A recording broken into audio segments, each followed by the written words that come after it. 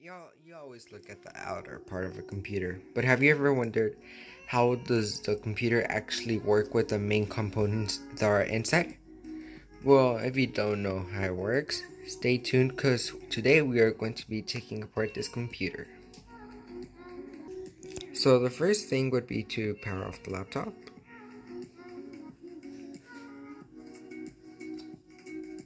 And once you have that, you want to flip it over, and some laptops have the battery in the inside. It won't really make a difference. All you have to do is just move the bolts are in the inside to take out the battery. And yes, basically all the components that are in this laptop are basically exactly how they are in modern laptops. So the year doesn't really matter unless if you have a newer one with the newer disk drives. So with the battery removed, we can now go ahead and start taking it apart.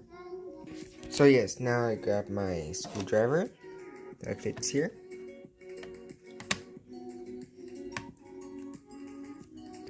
So after thinking, I found out that it was this screw.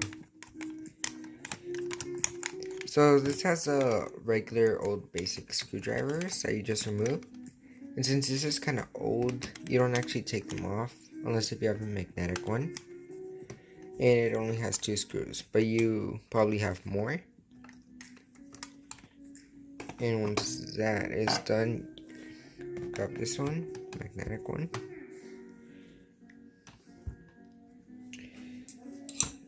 Then I'll put this one here, and I'll eventually open the hood up.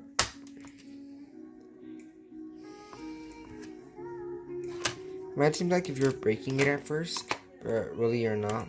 If it also feels like if you're breaking it. So I'm trying not to put that much pauses in this video so that y'all could see everything.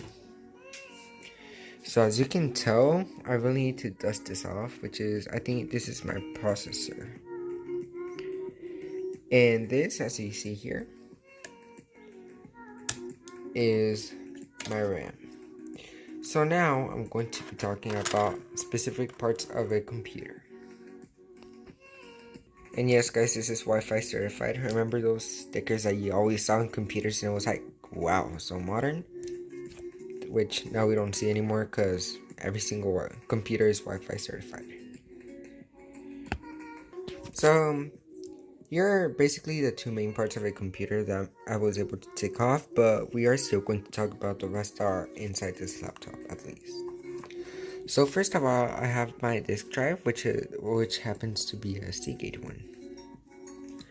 So, and it is 250 gigabytes with 720 RPM. So, I mean, it's not that bad. So, you just have to install it, you just have to match the little pins over here. Which in this case, mine just slides right in like this.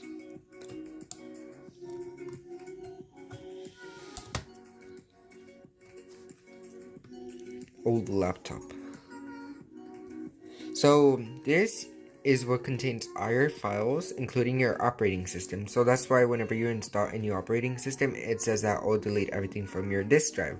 So if you didn't know what a disk drive was, well now you know, it's this part of a computer, which on an old laptop, it really makes up most of it.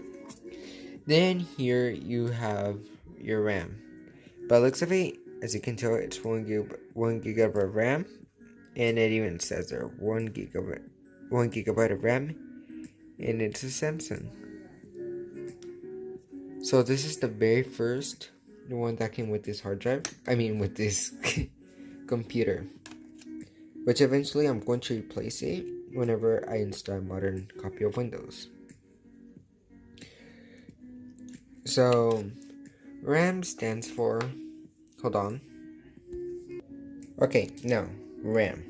So R stands for random, and A stands for axis, and M stands for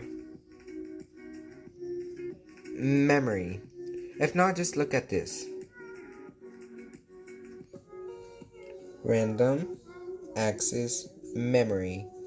And if you paid attention in literature class whenever you were learning about certain types of poetry, you might have came across this. So yeah. Now, being that, we now know what random access memory is.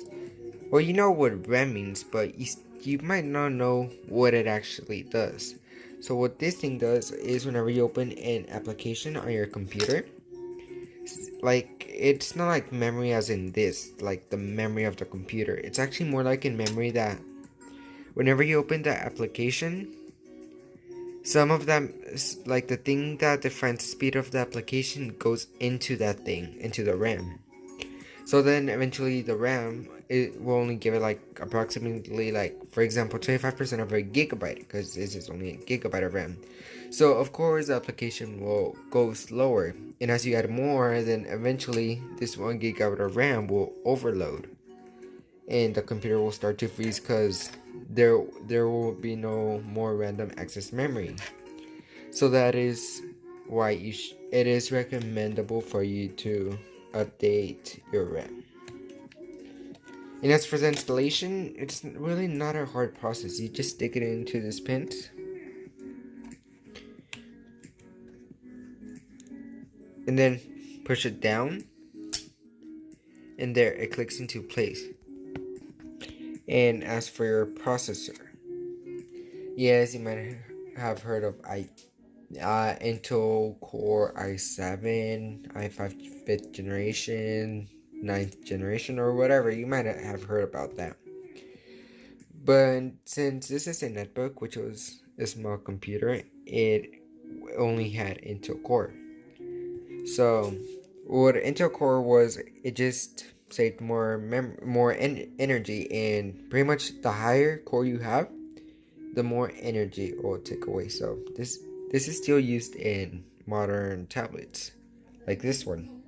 Of course, it's not charged, but you might have seen these tablets around. And these still have core processors because, of course, they're fast if they're small. But they're very slow. For example, if you put it on this computer, Dell and all that, of course, it'll go like slow because, you know, they're meant to go fast. So yeah, that is what it is. But how do you identify how many gigabytes of RAM you have? Well, thing is, here you see 1 gigabyte of RAM. That's because this RAM's old, so it's understandable that you might get some old features. But the thing is that in new ones, you mostly don't see that like 1 gigabyte of RAM or anything. So you just have to identify them by the little like SD looking things. For example, 1, 2, 3, 4. They like the lines. This only has a line, so it makes it 1 gigabyte of RAM. Rather than if I had 2 lines and 2 lines probably on the back, I'd probably have 4 gigabytes of RAM. So that is the thing. Okay, now let's get into the Wi-Fi. So since this computer is old, here's the ironic part. So it says Wi-Fi certified. So you have your white and your black almost looking like the yin yang. And look at these cables, white and black. So it's connected directly to the daughter board, which is this. There is a motherboard underneath, and there's a daughter board. Remember that. So the motherboard pretty much powers everything. It's like the mother, and just the daughter. It's like smaller than the motherboard, as you see here. And it really it only does certain functions. For example, in this function, it works with the Wi-Fi. Because we see our black and our white cable.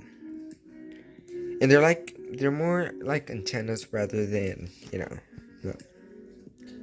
So here you could get a clear view of how this all looks. Yeah, as you see here, my motherboard is right underneath.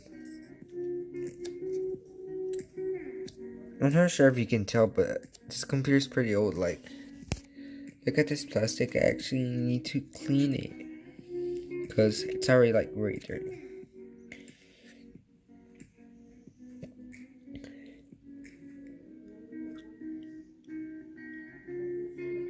So, yeah, that is how computer really works.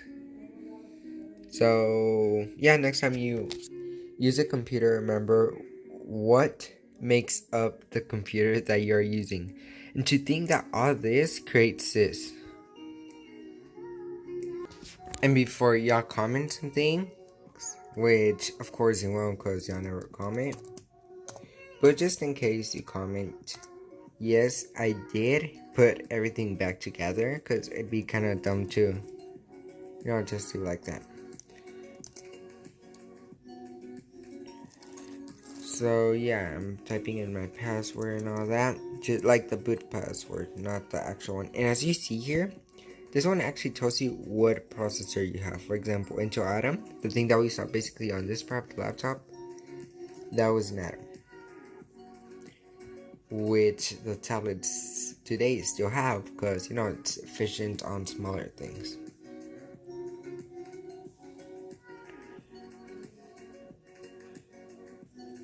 So after a few minutes, which I didn't put pause, I got the password screen.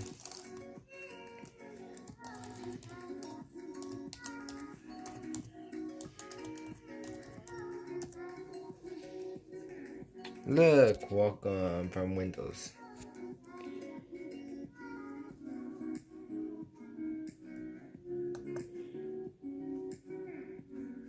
So now I get my photo of the penguins. Okay guys, remember last time the genuine thing happened? Well, in Windows 7, I've noticed that many people are asking, how do you switch the background and all that, because you only get the simple old one. Well, you just have to download Oceanus Change, and then you have to unzip the file. Then it's pretty easy, just click on it.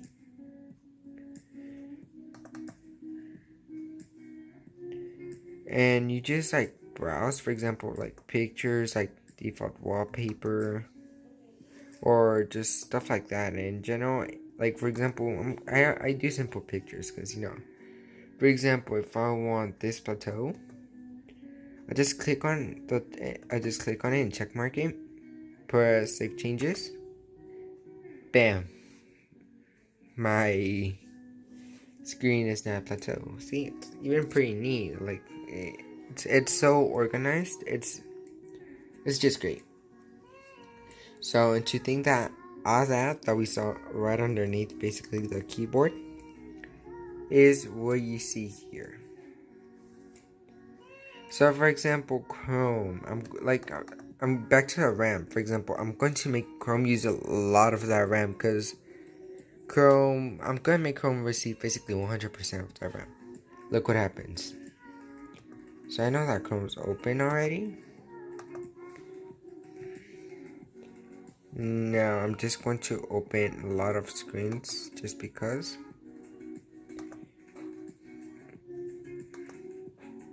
And no guys, this doesn't actually affect your computer, but if you do it with a hard drive, of course it would affect it. You need to replace it. So I got to a point where the computer's frozen up. As you see here, I'm still clicking and it's frozen. See?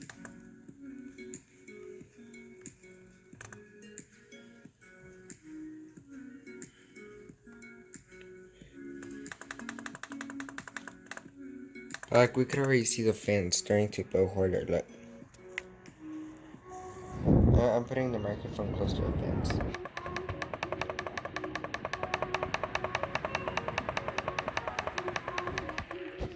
So did y'all hear that?